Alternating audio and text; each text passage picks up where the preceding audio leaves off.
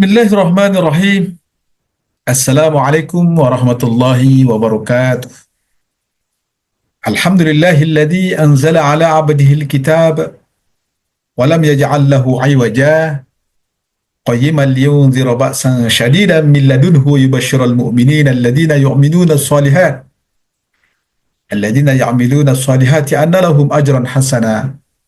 Rabbi shrah li sadri wa yassir li amri wa hlul 'uqdatam min lisani yafqahu qawli, amma ba'du. Apa kabar para pemirsa yang dirahmati Allah dimanapun Anda bahagia ketika dan saat ini? Khususnya pada tim redaksi Suara Kita. Semoga semakin semangat. Garuda di dadaku. Jadi alhamdulillah, bersyukur kita kepada Allah Subhanahu wa taala karena hingga ke saat ini Allah masih izinkan kita bernapas seperti biasa. Allah izinkan kita bernapas bukan tanpa sebab. Sebab yang utama sekali, supaya kita dapat mengumpulkan seberapa banyak pahala. Dan dengan banyaknya pahala, terus kita masuk ke dalam surga Allah Subhanahu wa ta'ala. Amin ya rabbal alamin. Para pemirsa yang dirahmati Allah Subhanahu wa ta'ala, jadi kita teruskan pembahasan kita. Di sini saya memakai slide. Ya. Hari yang ke-6 kita berpuasa bertepatan dengan 7 Maret 2025. Bersamaan dengan 6 Ramadan 1446 Hijrah. Pertanyaannya di sini, kapankah atau bilakah puasa itu wajib dikerjakan? Jadi para pemirsa yang dirahmati Allah Subhanahu wa taala, hari ini masuk yang ke-6 kita berpuasa. Tapi di beberapa kawasan di Indonesia, termasuk hari ini adalah 7, berarti lebih dulu mereka berpuasa. Dan itu adalah lumrah. Jadi kalau ada orang Indonesia yang datang ke Singapura, yang bermustautin, maka dia ikut juga berpuasa seperti di Singapura. Pun juga sebaliknya kalau orang Singapura datang ke Indonesia, yang ramai di Batam, ataupun di Tanjung Pinang. Selamat berpuasa. Jadi puasa itu wajib dilaksanakan dengan sempurnanya bulan Sya'ban, yaitu 30 hari atau dengan Ru'yatul Hilal. Ru'yatul Hilal maknanya melihat bulan tanggal 1 atau bulan sabit pada malam harinya.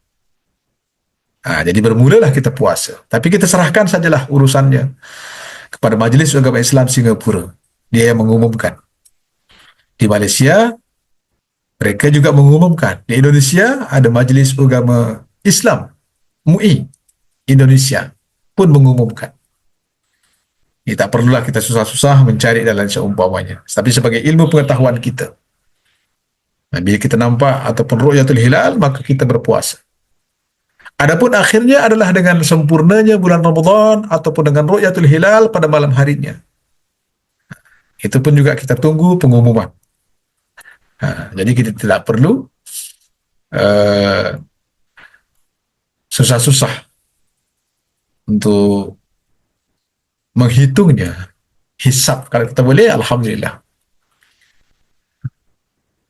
Jadi dalil tentang penetapan puasa, bilakah mulai puasa, sebagaimana disebutkan dalam Al-Quran, ba'da a'udzu billahi minasyaitonir rajim, syahrul ramadan alladzi unzila fihi al-Qur'an hudan lin-nasi wa bayyinatin minal huda wal furqan faman syahida minkum asy-syahra falyasum wa man kana maridan aw ala safarin fa'iddatun min ayyamin ukhra yuridullahu bikumul yusra wa la yuridu bikumul usra وَلِتُكْمِلُوا الْعِدَّةَ وَلِتُكَبِّرُوا اللَّهَ عَلَى مَا هَدَاكُمْ وَلَعَلَّكُمْ تَشْكُرُونَ. Kita garis bawahi kalimah faman syahida minkumus syahra falyasum. Jadi kita terjemahkan dulu. Masa yang diwajibkan kamu berpuasa itu ialah bulan Ramadan.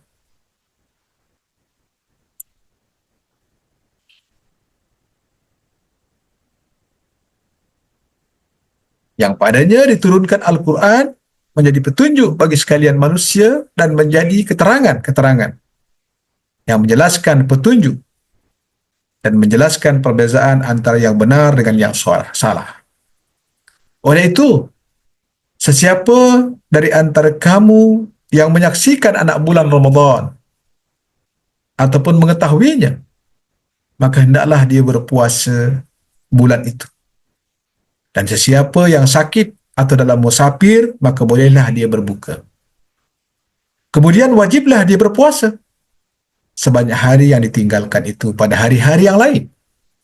Dengan ketetapan yang demikian itu, Allah menghendaki kamu beroleh kemudahan dan dia tidak menghendaki kamu menanggung kesukaran, dan juga supaya kamu cukupkan bilangan puasa sebulan Ramadan, dan supaya kamu membesarkan Allah kerana mendapat petunjuknya, dan supaya kamu bersyukur.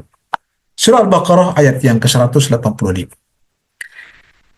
Jadi kita garis bawahi di sini, faman syahida minkumus sahra falyasum. Sesiapa yang nampak anak bulan, maka dia berpuasa. Dan disebutkan Nabi SAW pun juga hanya satu kali berpuasa genap 30 hari. Selalunya 29. Kenapa? Kerana keterbatasan melihat anak bulan tersebut. Tapi berbeza dengan hari ini, ada teleskop, ada teropong untuk melihat anak bulan. Kendati pun demikian, di negara-negara Mabim, Malaysia, Brunei, Indonesia, Singapura, berbeza hari berpuasanya. Seperti tahun ini, tahun 2025. Malaysia sama dengan Singapura. Indonesia berbeza satu hari. Dan itu adalah rumrah. Nah, itu sebabnya ada Majlis Ugama Islam Singapura, ada majlis ugama ataupun mufti yang ditunjuk. Dan kita tinggal menunggu pengumumannya sahaja. Jadi inilah dalil dia. Faman syahida minkumus syahra falyansumhu.